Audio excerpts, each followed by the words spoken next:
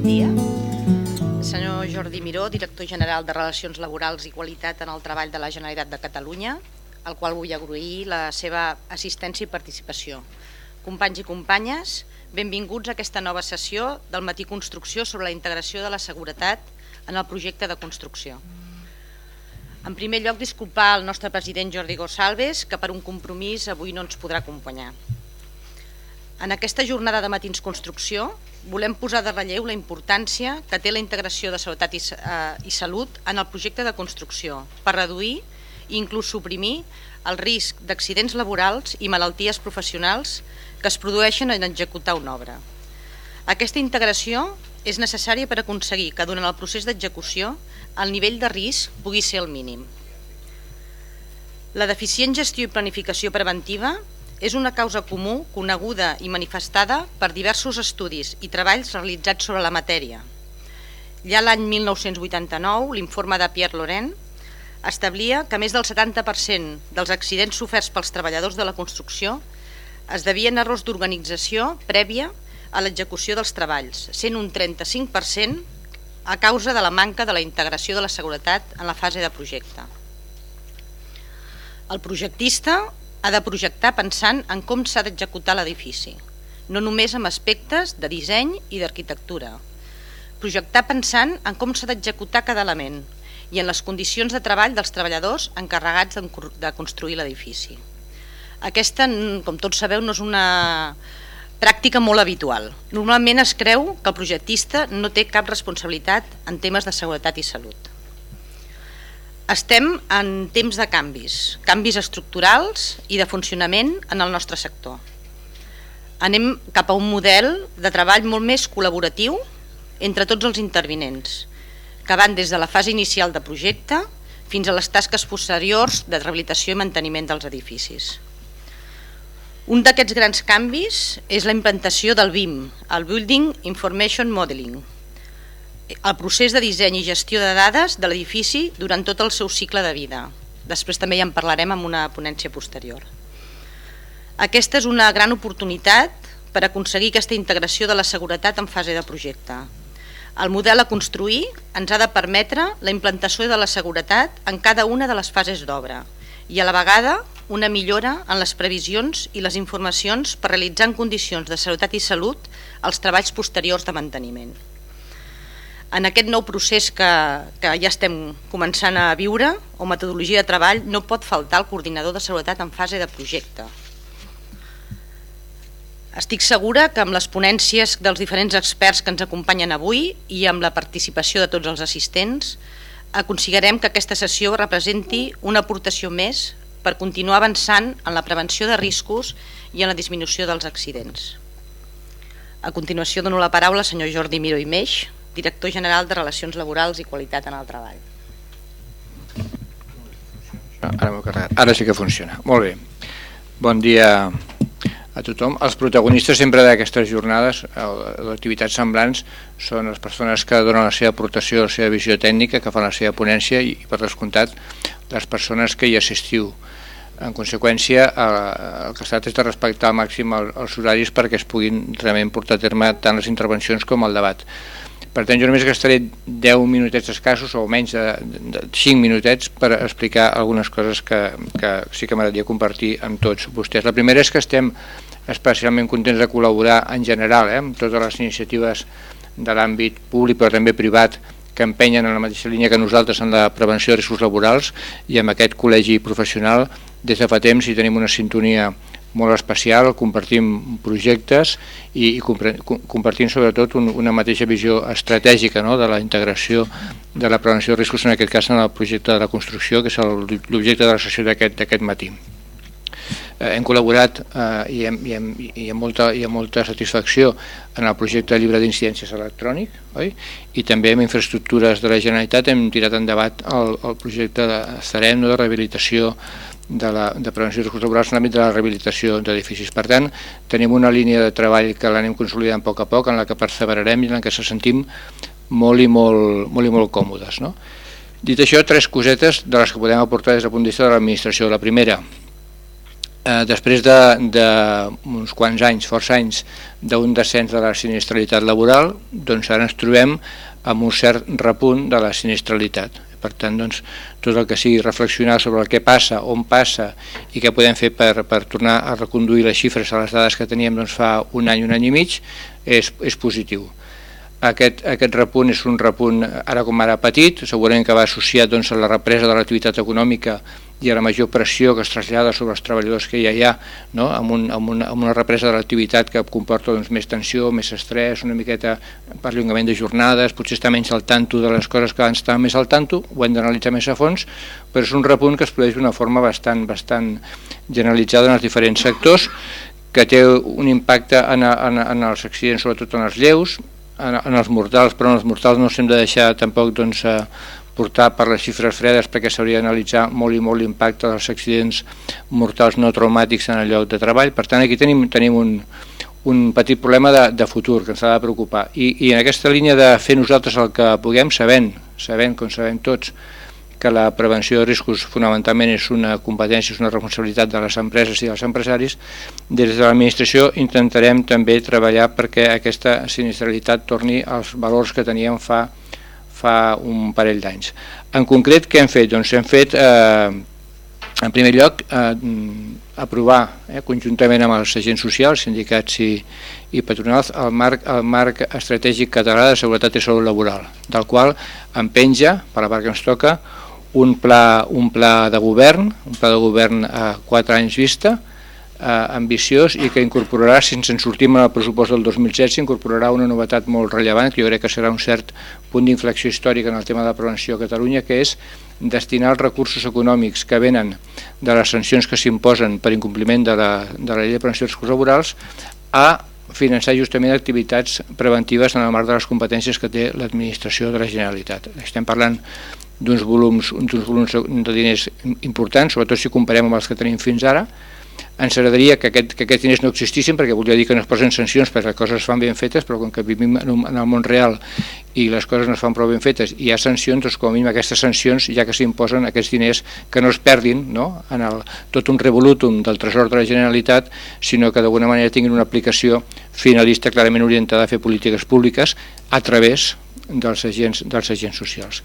I l'altra cosa que també hem fet, és un pas tímid en funció de les circumstàncies econòmiques que tenim, però és un pas clar, que és donar carta de la naturalesa al que haurà de ser en el seu moment un potent organisme públic en l'àmbit de la prevenció de riscos, que és l'Institut de Seguretat i Salut Laboral. Ara com ara, això purament ha estat l'evolució nominal del que era la Subdirecció General de Seguretat i Salut Laboral, liderada per en Jaume de Montserrat, que ens acompanyarà d'aquí una estoneta en la seva ponència.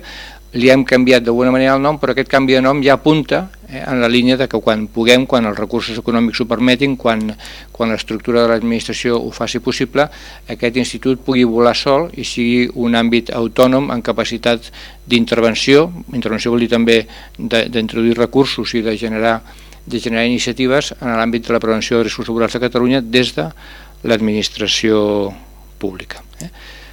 Doncs en aquest punt estem i a partir d'aquí desitjar que aquesta sessió, en la qual estaré tota l'estona que pugui, sigui de màxim de profit i que la comencem, crec que amb la ponència del Jaume, i ara aprofitant que està aquí, que ja sabeu que a part que és un privilegi tenir-lo a l'equip, ja sabeu que també és un referent històric a Catalunya en l'àmbit de la prevenció de riscos i per tant sempre les seves aportacions són molt benvingudes. Doncs gràcies, bon dia i bona feina.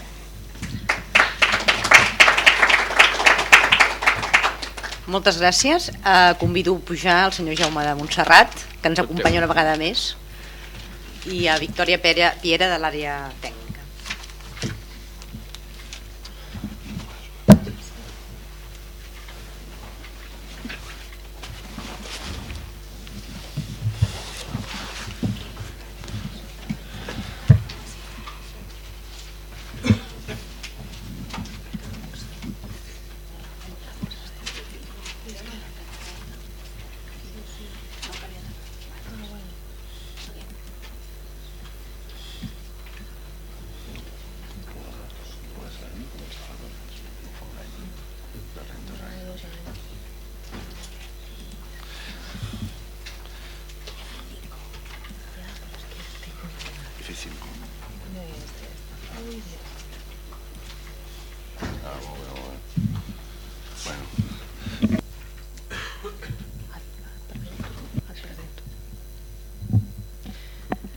Bé, a veure.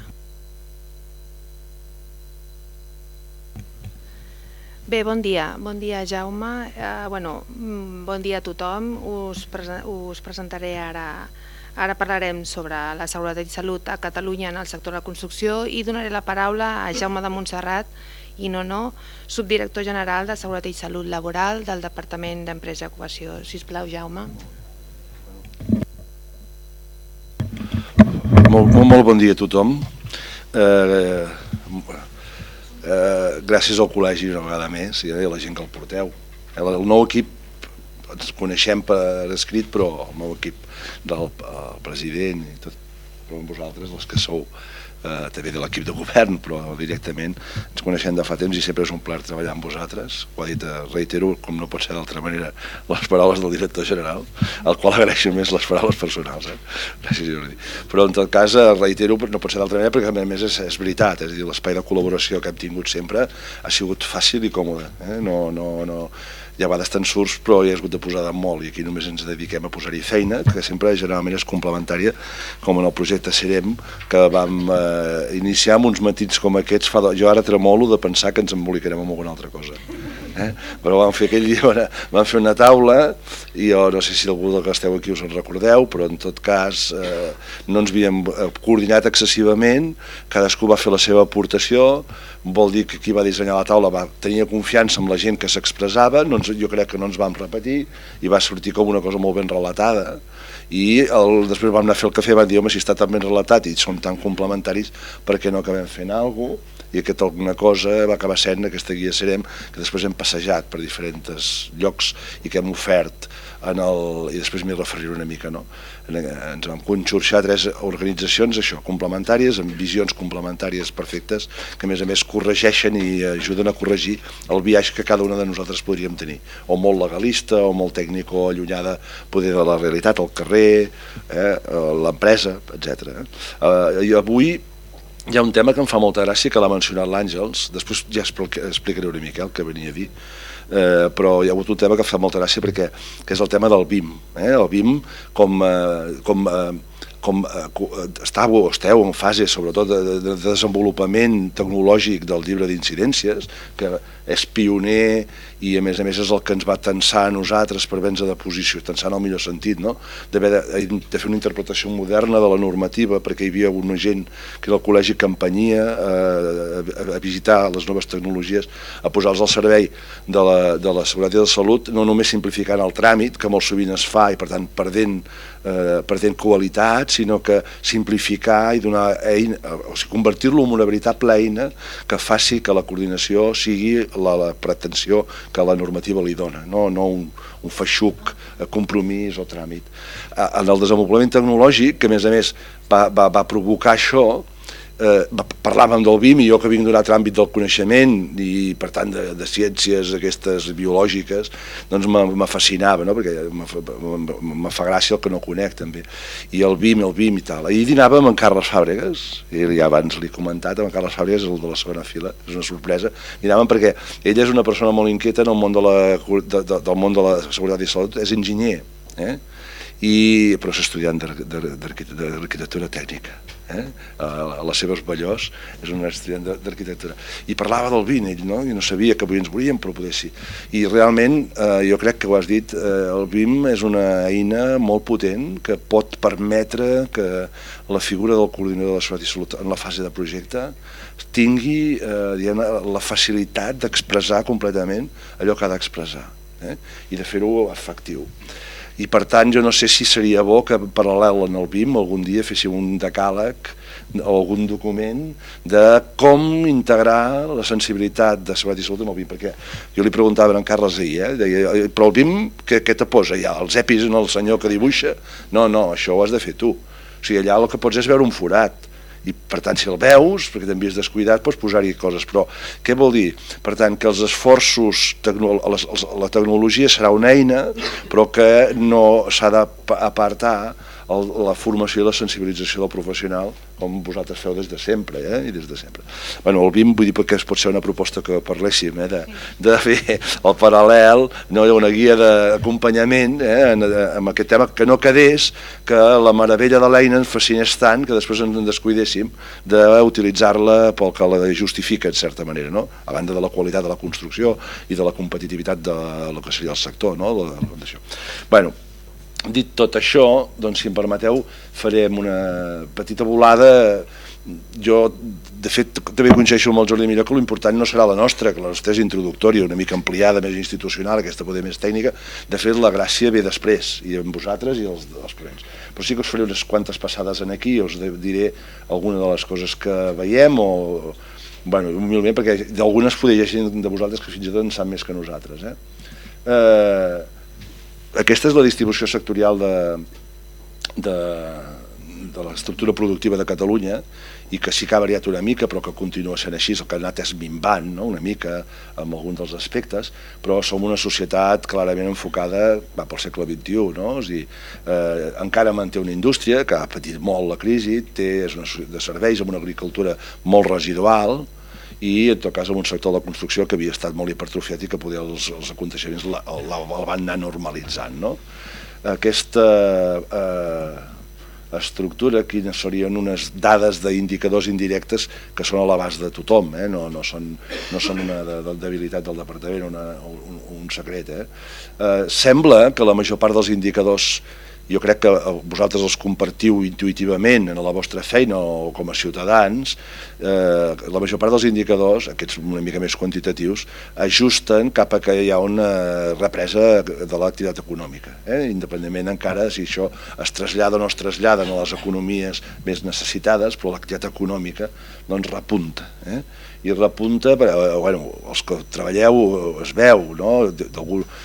Parlo amb gent a vegades i diu, ostres, sembla que finalment la gent en aquest final ha perdut una mica la por o està mobilitzant els estalvis que tenia, l'obra en què hi ha promoció de pròpia vivenda, reformes de pròpia vivenda, això està pujant marcadament, o sigui, hi ha aquesta percepció de que estem en un camí molt diferent. Aquests són algunes que altres vegades s'han presentat, no? Els habitatges en construcció, el visat que els col·legis remeten en el sistema d'indicadors de Catalunya de visats pujava, les obres licitades per les administracions públiques pugen amb una paradoxa, que és que pugen les licitacions, s'incrementen un 47%, però que tant amb l'obra civil com amb l'edificació, curiosament, però a banda de les licitacions que apunta una voluntat d'incrementar l'activitat, el que serien les dates de l'obertura han disminuït. Parlava amb l'Ezequiel abans i deia, escolta, com s'explica aquesta paradoxa que puja però en canvi baixa? Però probablement una mica el procés polític i econòmic que vivim alenteix els tràmits, dificulta la tramitació, la prudència en l'adjudicació fa que un paper tardi més ha de durar, les acceptacions sobretot d'obra pública doncs que puguin tardar una mica més per certes incerteses, però en tot cas les licitacions, que són voluntats expresses, i temes pressupostaris, de demores en les aprovacions, però vull dir que no emmascara el fet que almenys la licitació, que és un acte diguem-ne propositiu de futur, doncs està també augmentant, no? Per contra, o paral·lelament, la valoració dels índexs de costos de construir, que tenen en compte tant els salaris com els materials, etc., han disminuït, i en percentatges lleugerament significatius.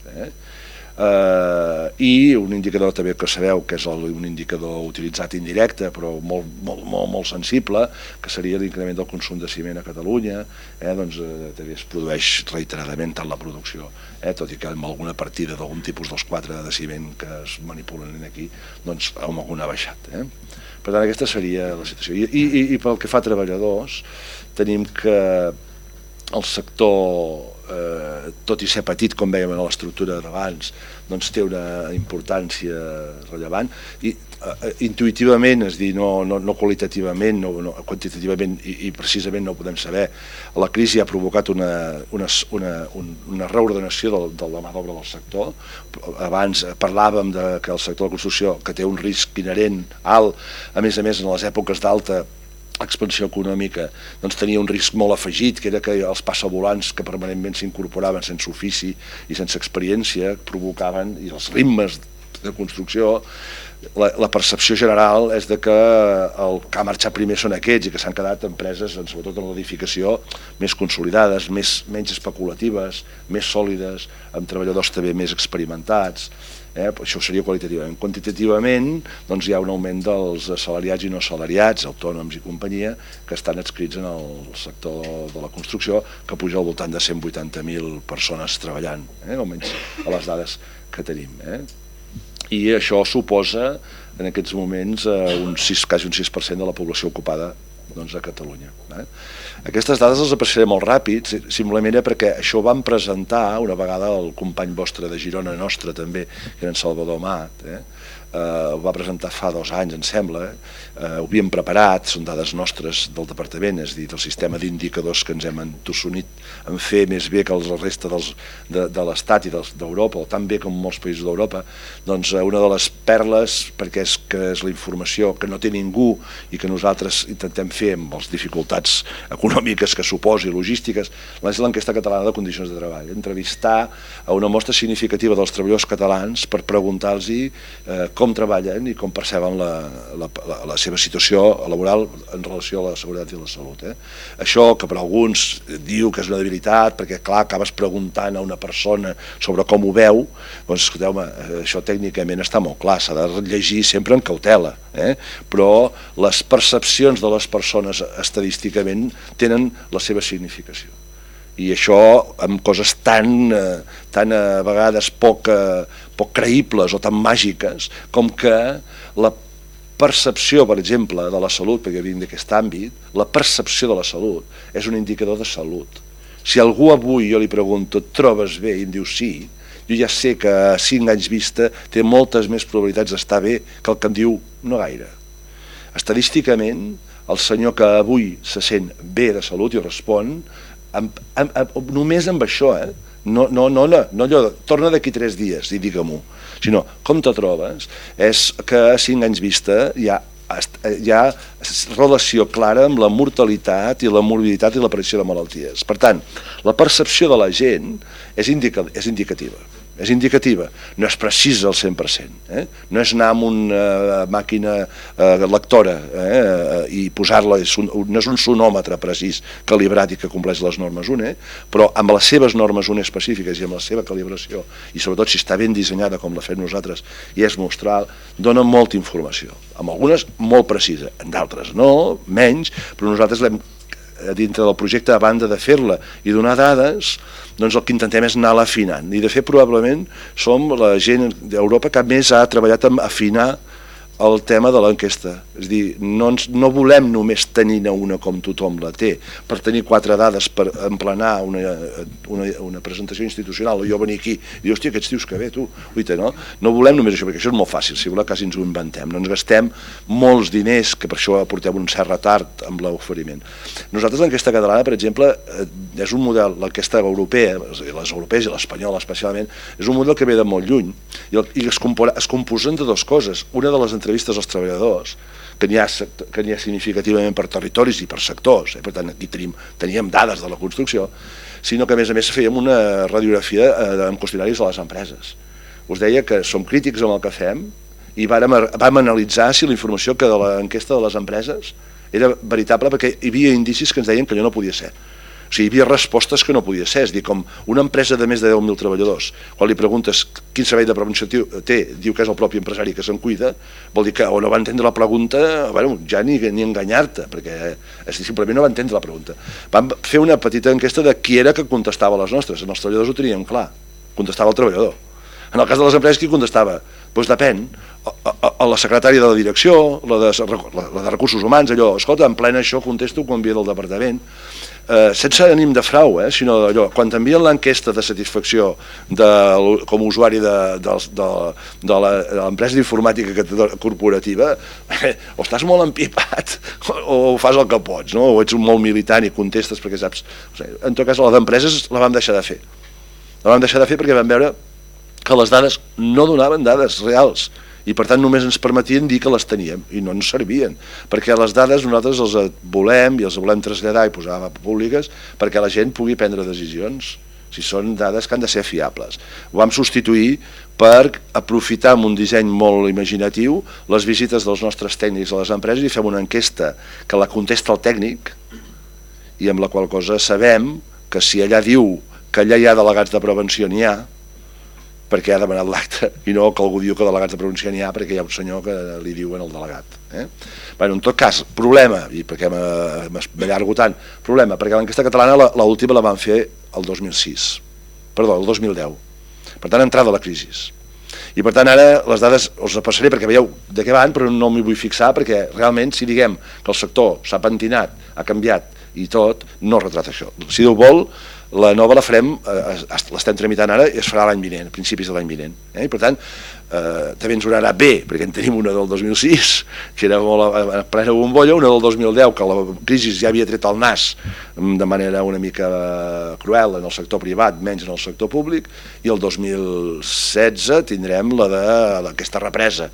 Avantatge, a més, és en l'inici del nostre pla de govern i del que deia el director general, i per tant, d'aquí uns anys, quan acabem el pla de govern, les coses que volem fer entre tots, doncs podrem mirar a veure com vam començar i com vam acabar. Per tant, tot és virtuós, fins i tot quan no pots fer-lo quan voldries. Per tant, això qui no es consola és perquè no vol.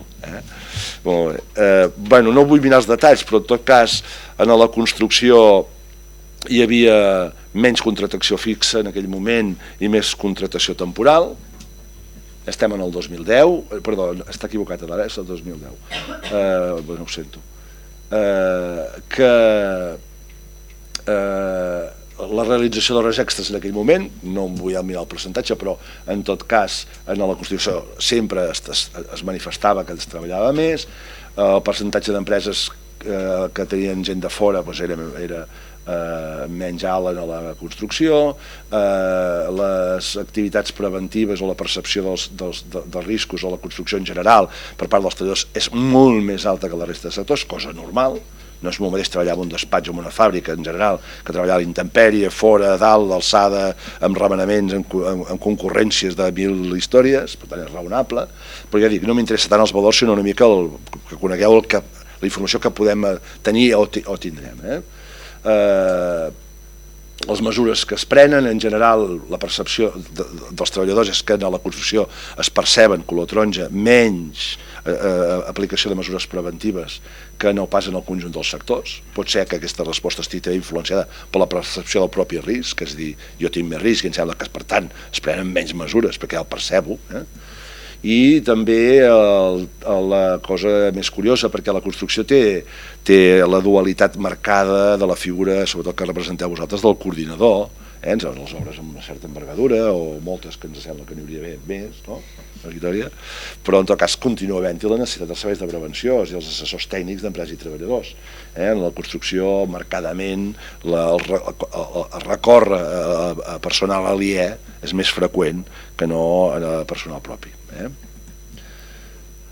El percentatge d'empreses, en fi, no em vull allargar perquè dic, són dades que probablement l'any que ve, si teniu la consideració de convidar-nos una altra vegada, us ho podem explicar amb més detall, perquè a més tenim la intenció de fer una anàlisi específica del sector, a partir de les dades i la seva significativitat. Apuntant i posant una mica de números el que deia el Jordi Miró, el director general, dades de sinistralitat. No ens obsessionen, després veureu per què, ens obsessionen. Els considerem i a més ens d'allò, però no ens obsessionen només els accidents. Els accidents és una manera de manifestar-se els problemes de seguretat i salut de les empreses. D'altres són d'altres. No els veiem tant, però existeixen. En la construcció aquests són molt significatius i molt evidents, però no ens obsessionen massa, però evidentment ens amoïnen i preocupen perquè formen part, com qualsevol altre dany, de la realitat cap a la qual treballem. Però a nosaltres cada vegada més ens interessa menys, com heu vist l'enquesta catalana, us ensenyaré després un altre tema, un mapa d'exposicions, ens interessa menys, diguem-ne, intentar radiografiar les necessitats del món del treball a partir de que la gent es faci mal. Volem renunciar, és molt còmode, hi ha tants accidents, hi ha tantes malalties, o per exemple, què fem a l'agricultura? Analitzem els accidents. Escolta, no cal analitzar els accidents de l'agricultura. Els tractors que no porten pòrtics, sistemes de protecció, i el pagès no va subjetat, tombarà i es matarà. Hem d'anar a comptar, és que fa 70 anys que comptem morts amb tractors per saber que el tractor ha d'estar protegit i el senyor ha d'anar lligat.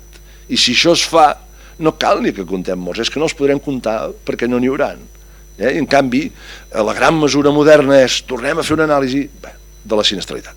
La sinistralitat dona coses, però també us vull dir una cosa.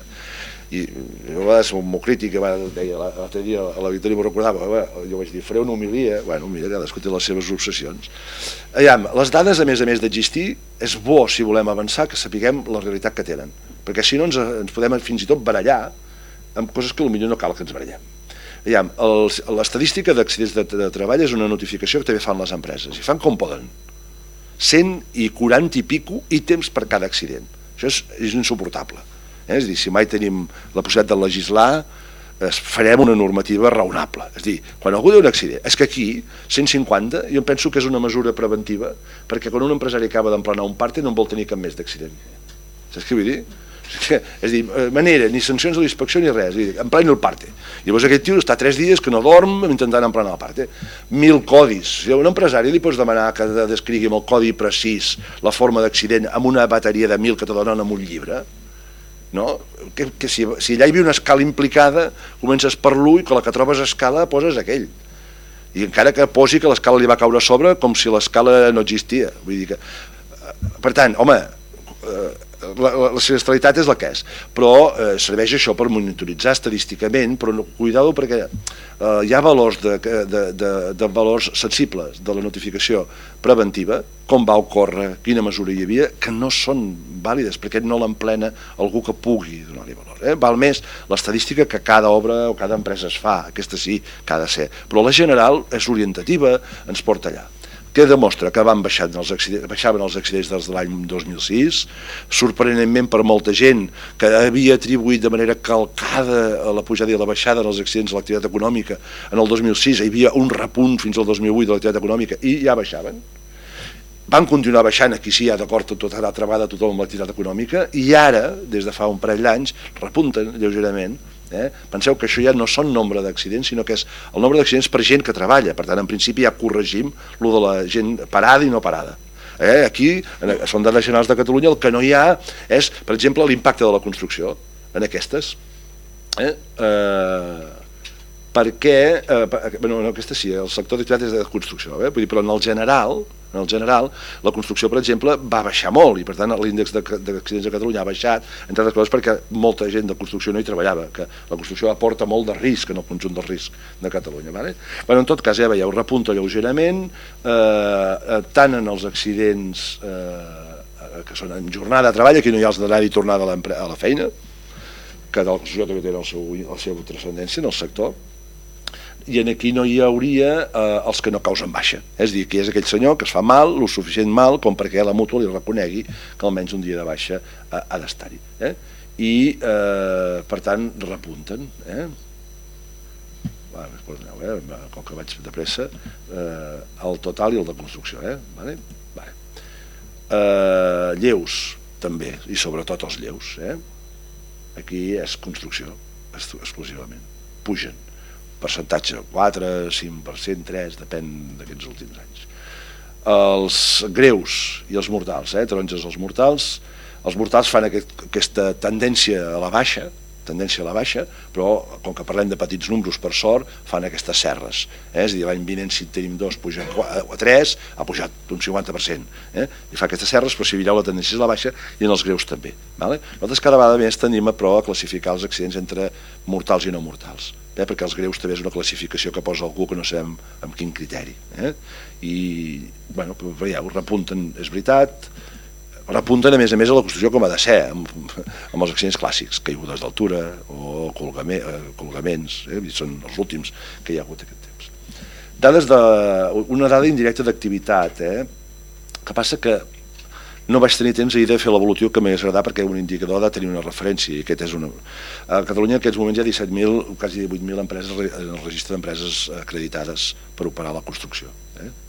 i el portal públic ha emès quasi 130.000 certificats. Sabeu que el certificat és imprescindible abans de fer un contracte de l'obra de construcció per una empresa que entra a la cadena de subcontratacions.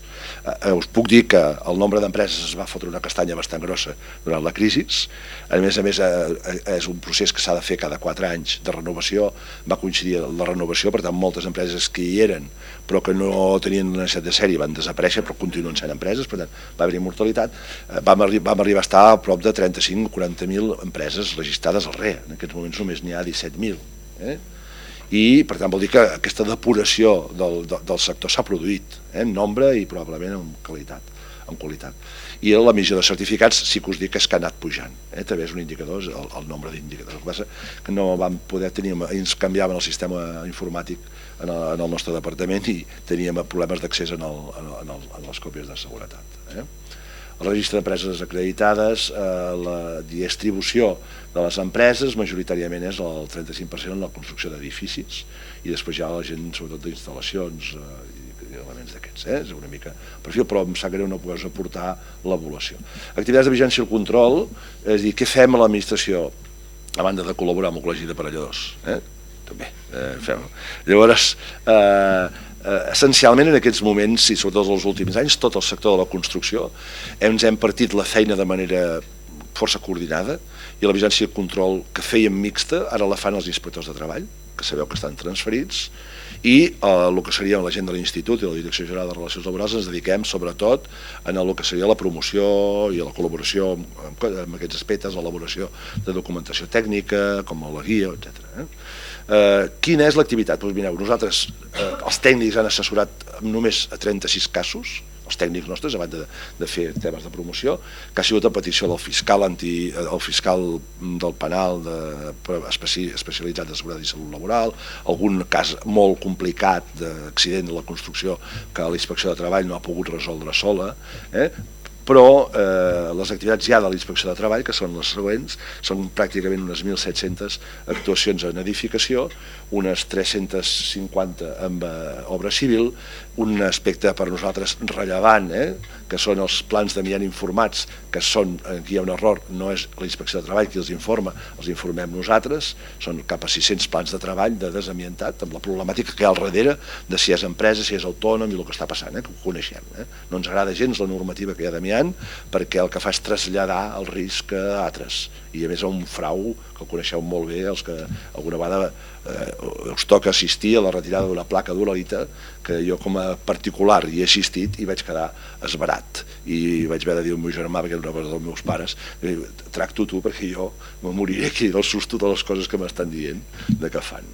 És a dir, que hi ha molta feina a fer, perquè, i a més en el CEREM ho dèiem, en el CEREM una de les conclusions que era, ostres, és que aquí hi ha materials, quan entrem això no és verge, aquí hi ha molta porqueria i no sabem quina, i per tant ens podem estar exposant com a professionals el dia que hi entrem, el dia que ajudem a fer una cata o assistim, o quan posem els treballadors a l'obra comencem a picar i resulta que a darrere d'un no sé què hi havia unes plaques d'amiant de l'any no sé quants, com els pavellons de Barcelona, o els pàrquings de Barcelona a les columnes que van ignifugar l'any 80.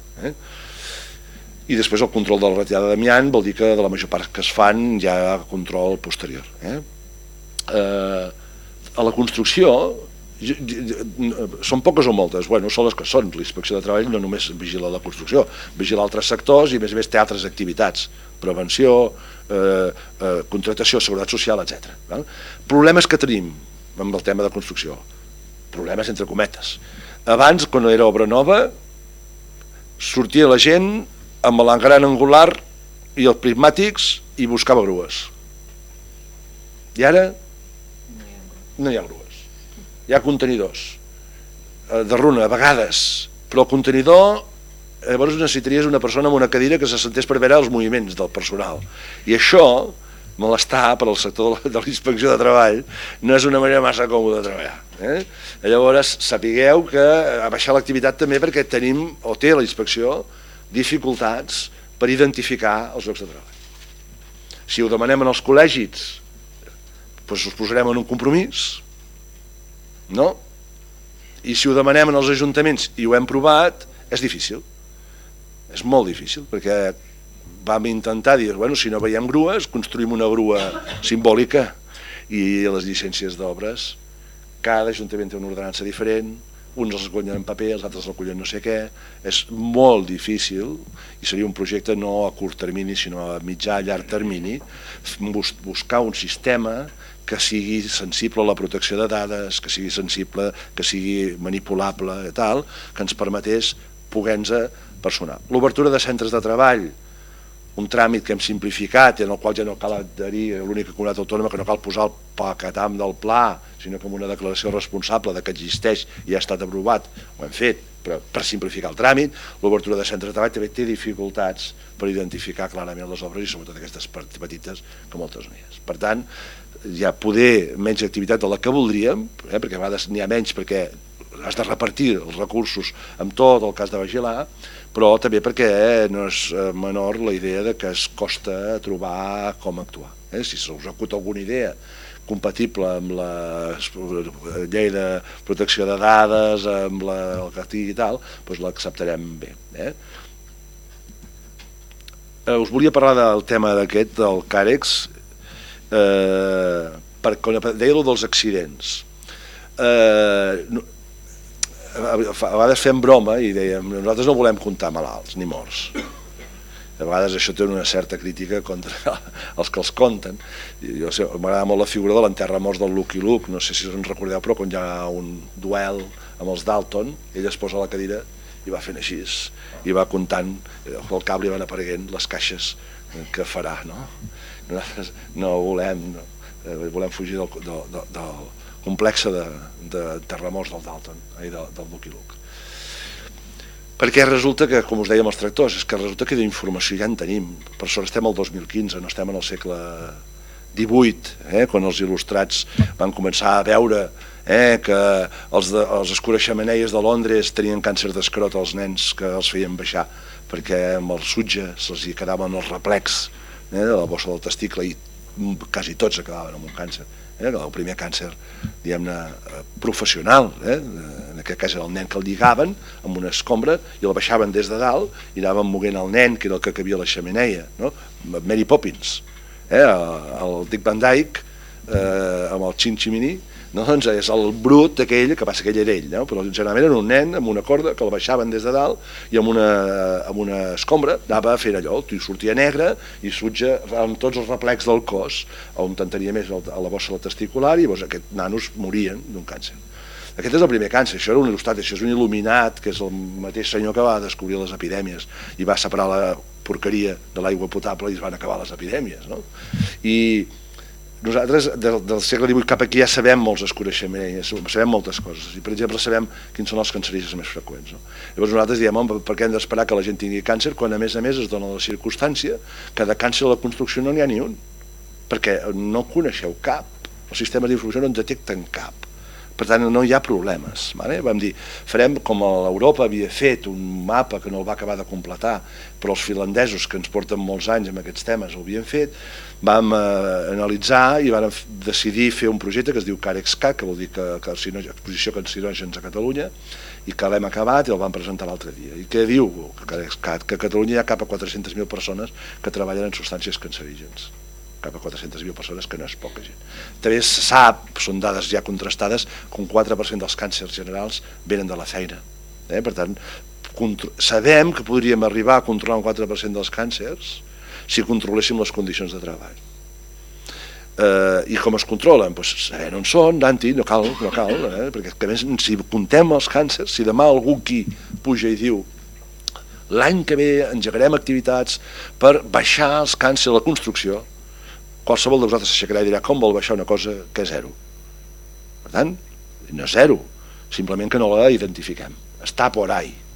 Què vam fer? Vam fer això, vam agafar el mapa de CAREX finlandès, que per vicissituds històriques s'ha quedat una mica, metodològicament és impecable, però va quedar una mica poc actualitzat, i vàrem analitzar què era el que ja podíem aprofitar d'allà, perquè les circumstàncies de Finlàndia i les nostres són semblants, i per tant varen fer-ho i vam veure que de la meitat dels cancerígens coneguts a Catalunya no podíem dir que els valors finlandesos s'apliquessin.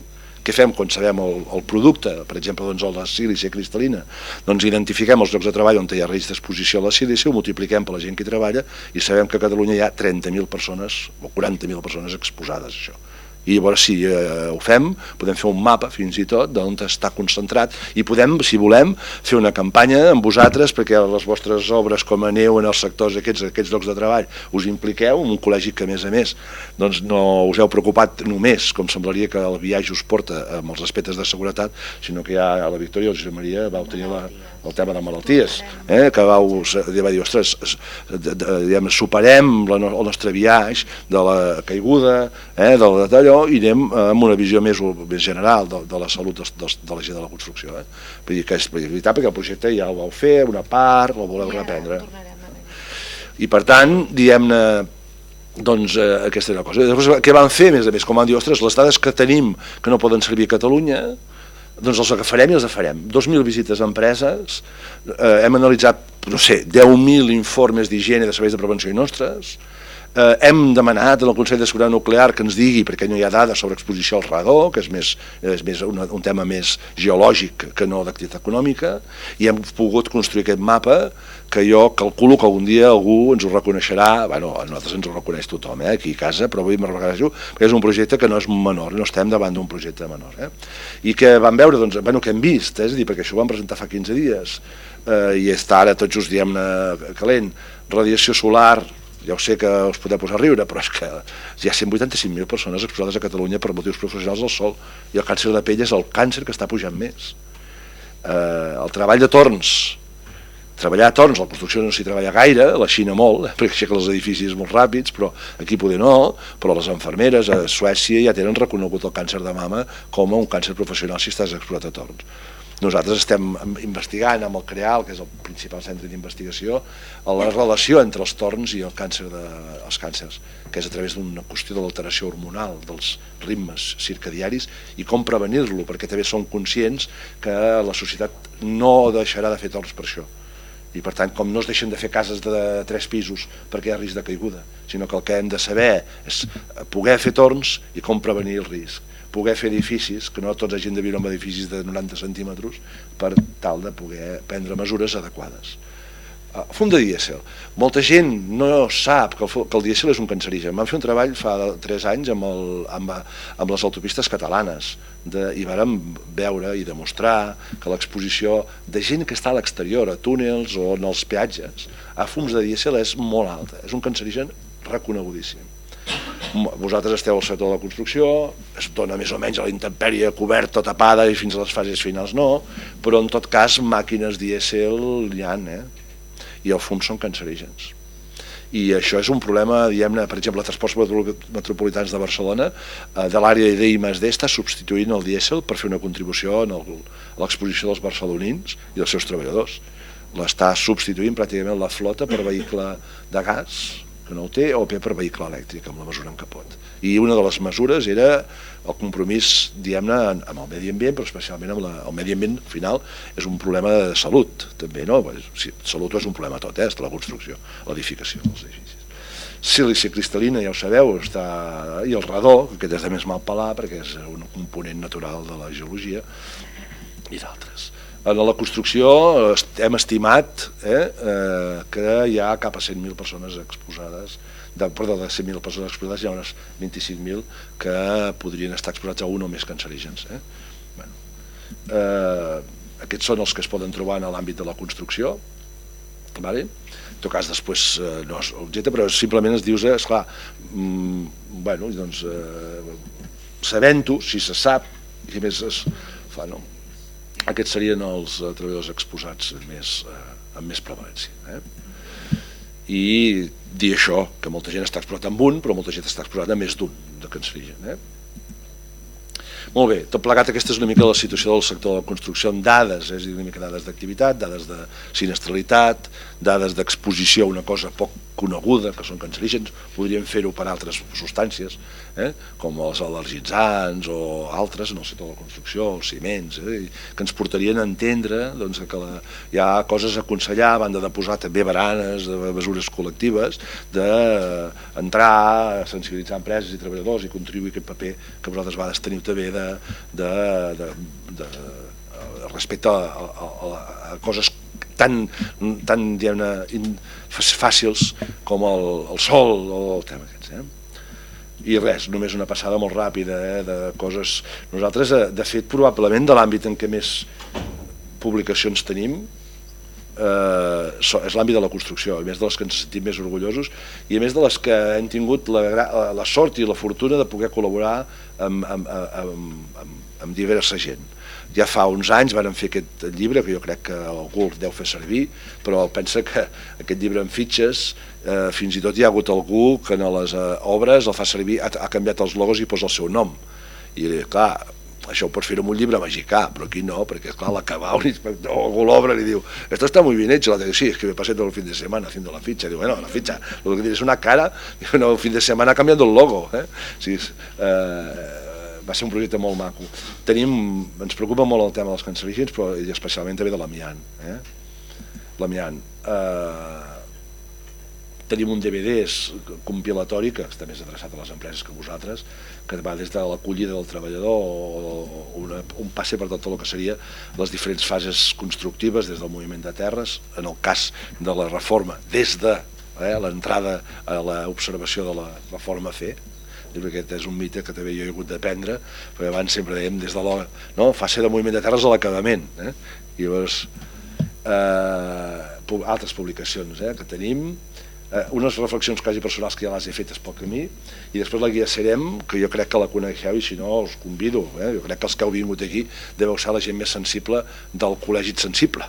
I per tant a vegades el problema que té és que comparteixes amb gent que jo hi ha cares d'aquí que ja conec tot i no sé el meu ram. Guia Serem, jo crec que és molt important, hem intentat fer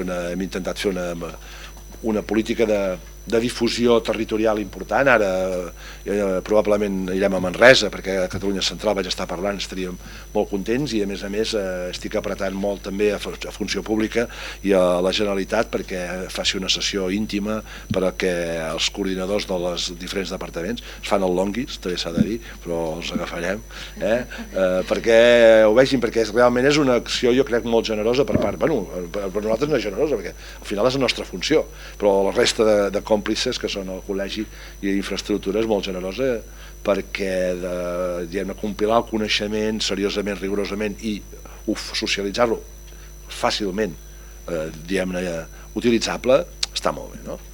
Res, tenim un espai web que podria ser molt millor però és el que tenim, si ens donen el finançament que deia el director general ja serà la bomba, perquè llavors el tindrem molt gros, específic de construcció, i procurem anar posant coses d'aquestes que us dic, i res, agrair-vos molt que m'hàgiu escoltat i reitero l'agraïment al col·legi i a vosaltres per la feina que feu. Molt bé, gràcies.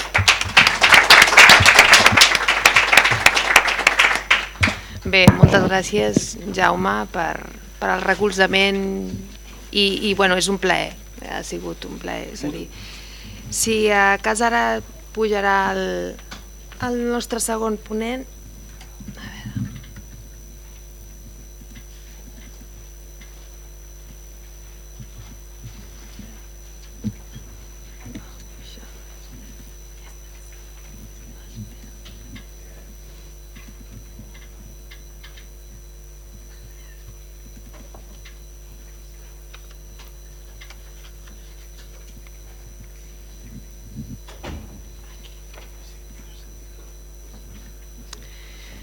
bé, tot seguit parlarem sobre el BIM, la seguretat i salut en el projecte, i dono la paraula a Manuel Jesús Díaz Pozo, enginyer de l'edificació i tècnic de prevenció de riscos laborals, y dono la palabra. Manuel. Hola, buenos días. En primer lugar, muchas gracias al Colegio Oficial de Aparejadores y Arquitectos Técnicos por dejarme participar.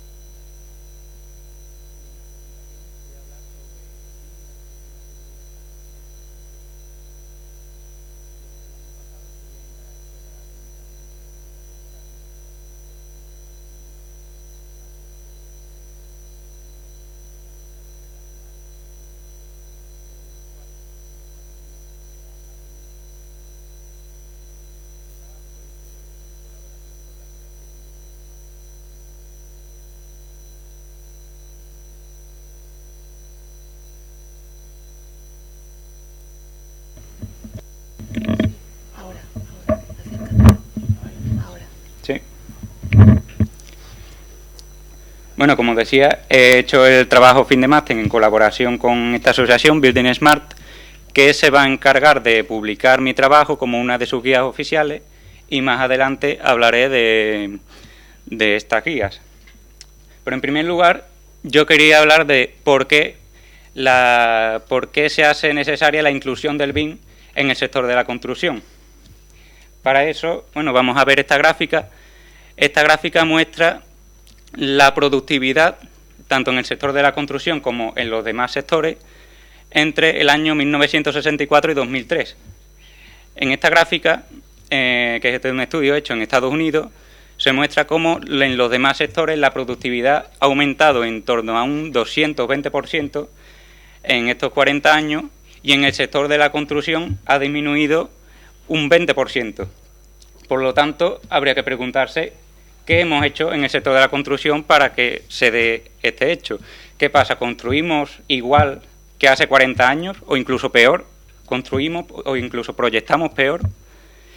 Y también preguntarse qué han hecho los demás sectores para aumentar esa productividad, y si podemos copiar, por así decirlo, a estos sectores y trasladarlo al sector de la construcción.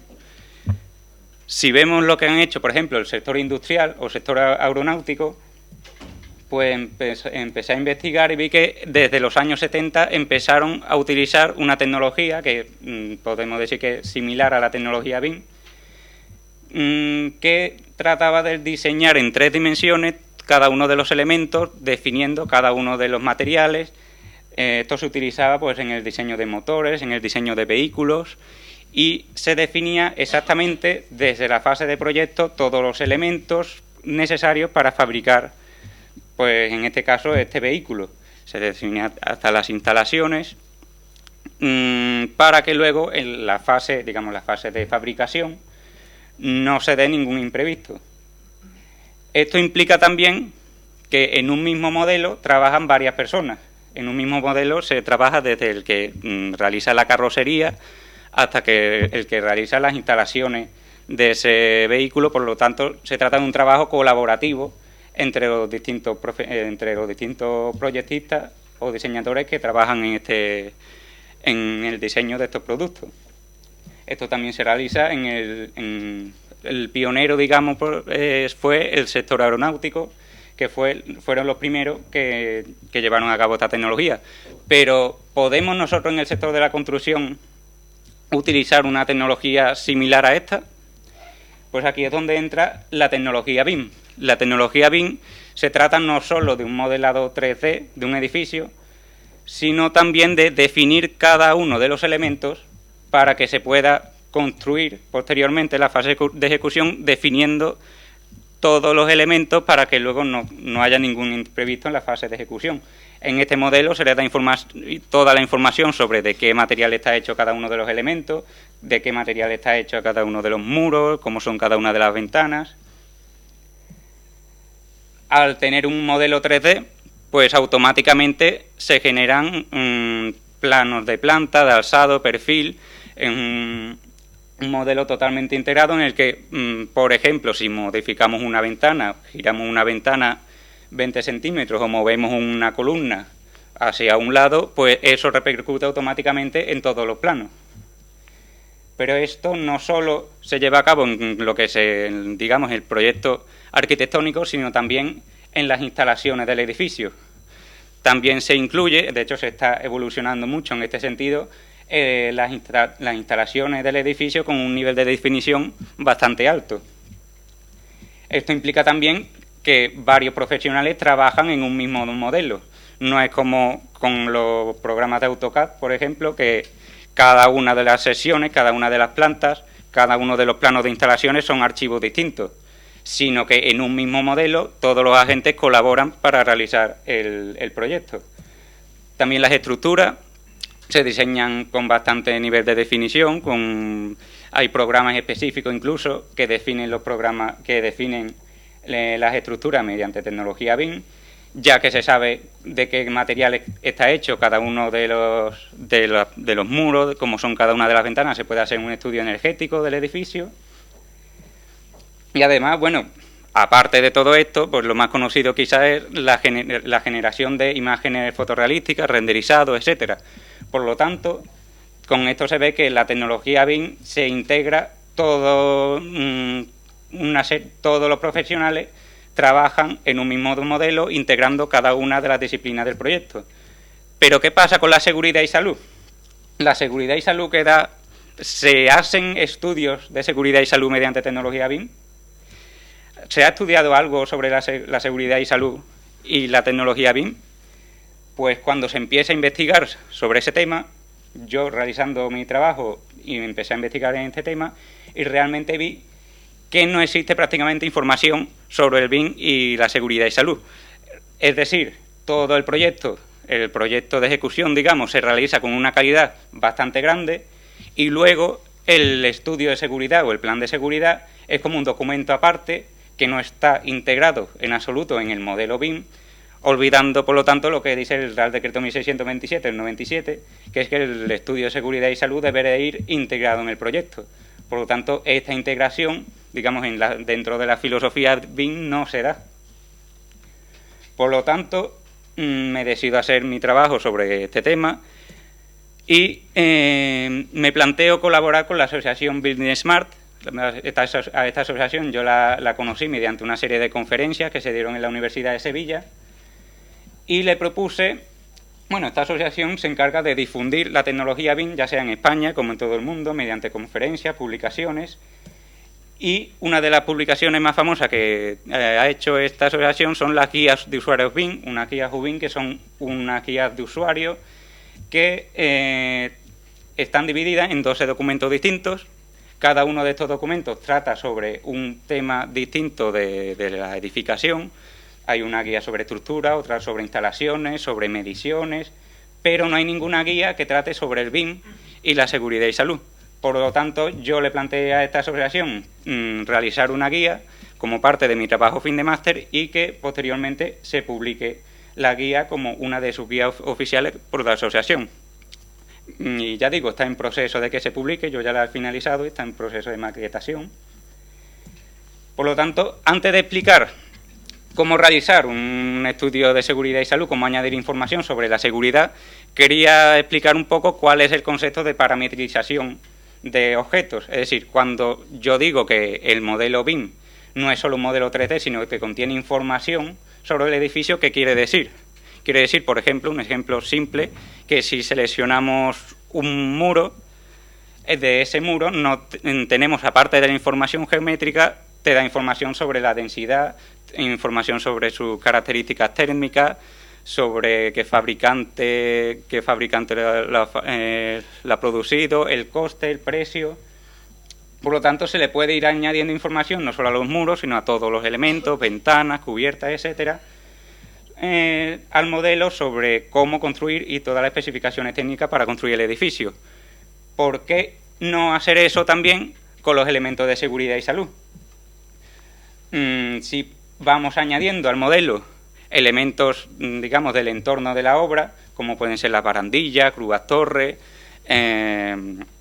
depósito de materiales, redes tipo Orca, podemos ir añadiendo información a estos elementos sobre sus características técnicas, sus especificaciones técnicas. Realmente, al hacer mi trabajo, la primera dificultad que me encontré es que no existen, es decir, los programas BIM no incorporan por defecto objetos relacionados con el entorno de obra, sino que por defecto tú puedes añadir solo elementos que forman parte del edificio final, terminado, el edificio as-built. Pero para encontrar esta biblioteca que estoy mostrando aquí en la imagen, he tenido que buscar y encontré una que estaba en inglés y que, bueno, que me permitió realizar el trabajo para ir añadiendo, para ir realizando el estudio de seguridad.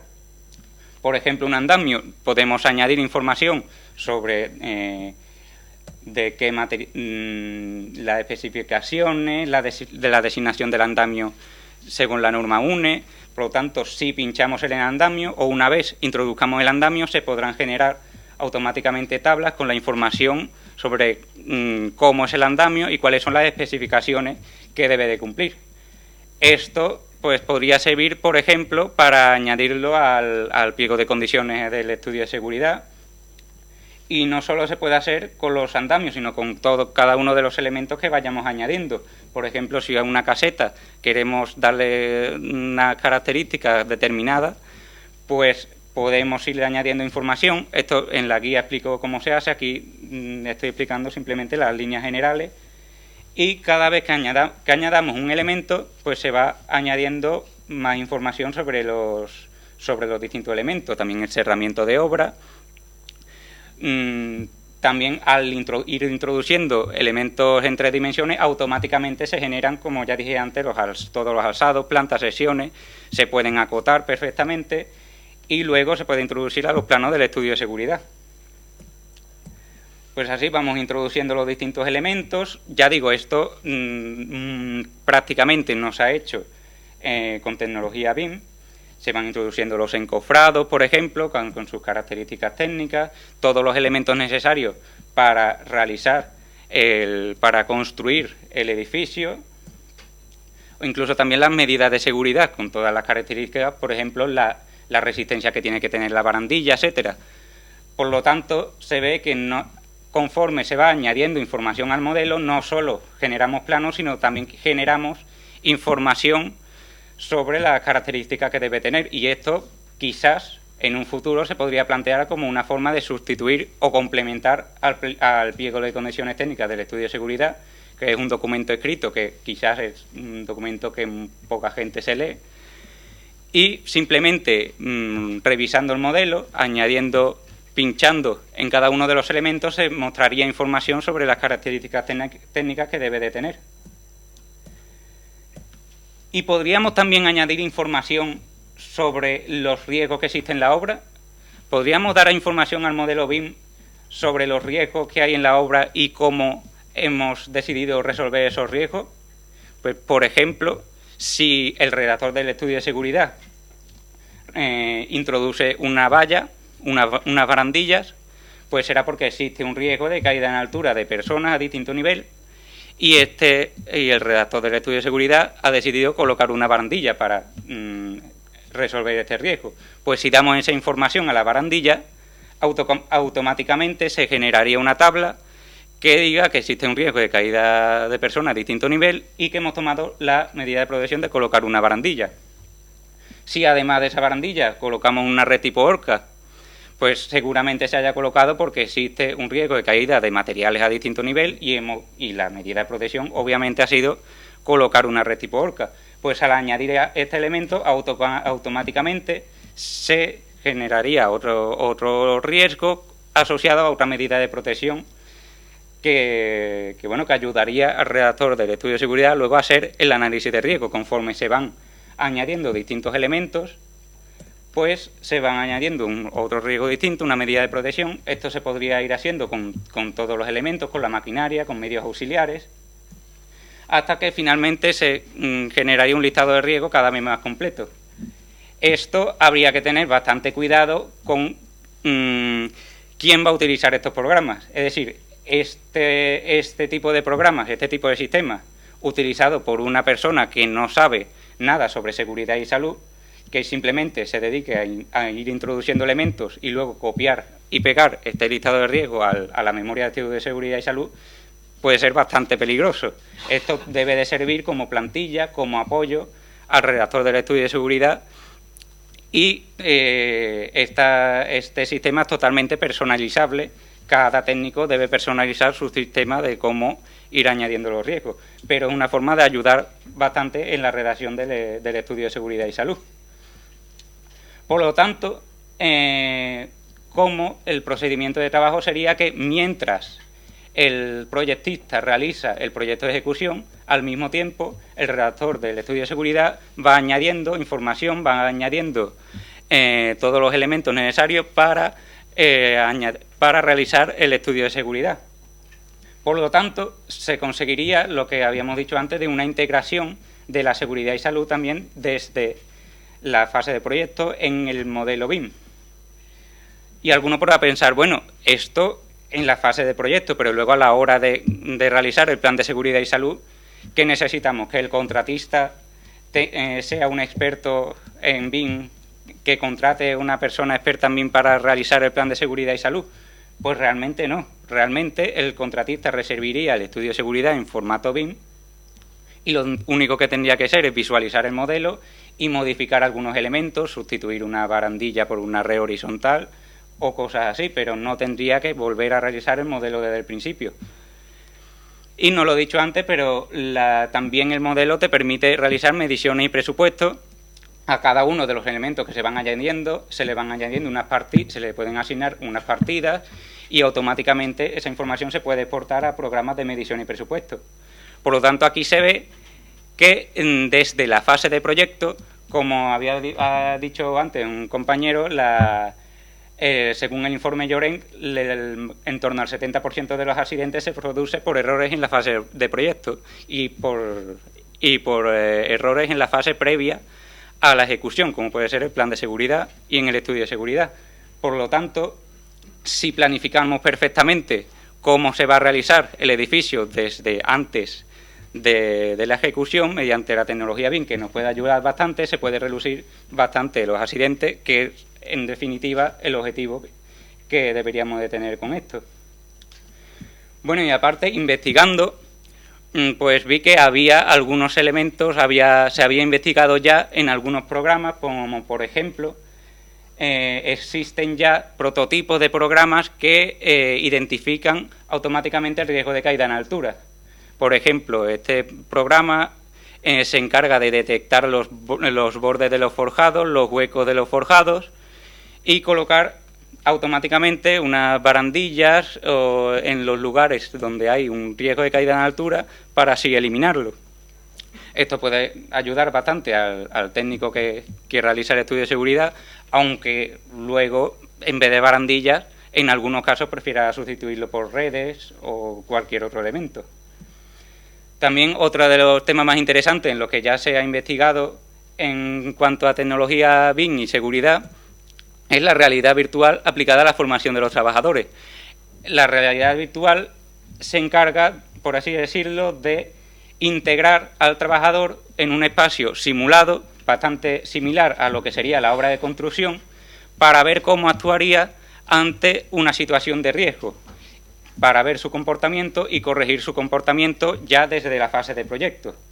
Incluso se proyectan imágenes de la obra del edificio BIM real, donde luego van a trabajar, para que se encuentren en un espacio lo más similar posible a lo que va a ser la obra de construcción. Esto, como ya digo, no se ha avanzado bastante sobre este tema. Hay solo 2 centros en el mundo que trabajan sobre esto. Uno está en Inglaterra, en una universidad en Inglaterra que se encarga de formar también a estudiantes en estos centros de simulación, y otro en Países Bajos. Por lo tanto, es otro campo a explorar. Y también en Finlandia se llevó a cabo un modelado de varias obras en 3 dimensiones, planificando exactamente cuáles iban a ser las medidas de protección, y luego, a la hora de realizar la obra, se comparó con el modelo para ver si efectivamente se estaba siguiendo lo que se había propuesto en un principio mediante el modelo BIM. Sin embargo, esto simplemente era un modelo 3D, se trataba simplemente de visualizar modelo en 3 dimensiones sin añadir información al modelo sobre los riesgos, pero ya es un paso para seguir avanzando en este tema. Y tampoco ha tenido mucha implantación. Esto se hizo en varios casos simplemente en Finlandia y no ha tenido mucha repercusión. Y para finalizar, quería decir que, bueno, en Reino Unido, ¿cuál es la implantación del BIM actualmente? ¿Qué pasa? ¿El BIM es una tecnología que se implantará dentro de 10 años, de 5 años?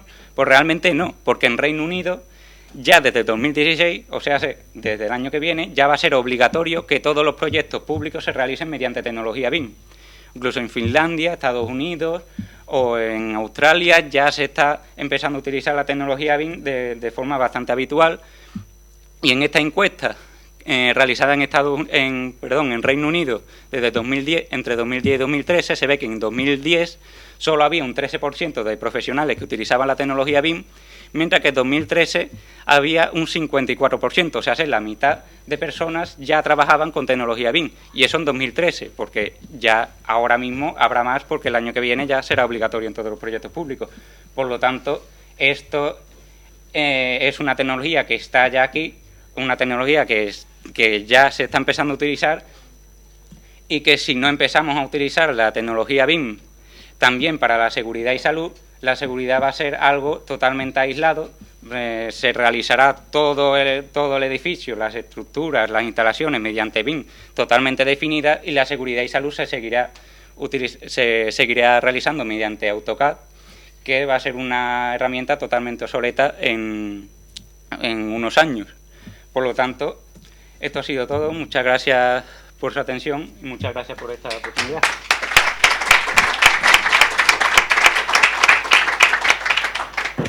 Muchas gracias, Manuel Jesús, por tu intervención. Ha sido muy interesante y creo que tendremos que avanzar un poco en este tema, y que no solo sea el estudio, sino que también el proyecto en sí ja tenga el pensamiento de seguretat i salut.